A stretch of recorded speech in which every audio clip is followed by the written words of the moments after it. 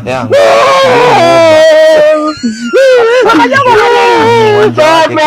Baba kafanyaje? Baba kaniuliza eti nikimaliza shule malengo yangu nini? Mimi nikamwambia sijui.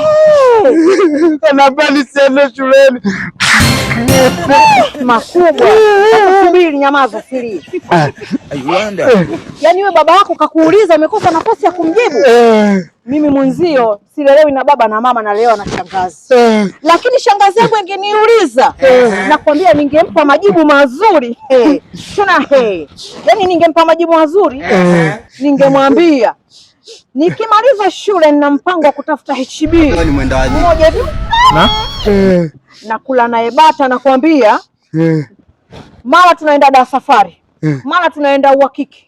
Mara tunaenda zetu Gateway. Baadaye nambebea mimba, namzalia mtoto.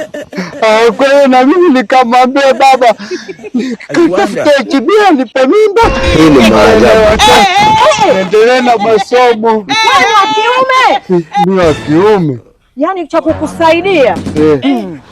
Labda ulitafute lishangazi. Lishangazi. Likulee ndo umzalishe mtoto. Lishangazi linakuaje sasa? Si yale mama ya mjini yale anaolea vijana wadogo wadogo.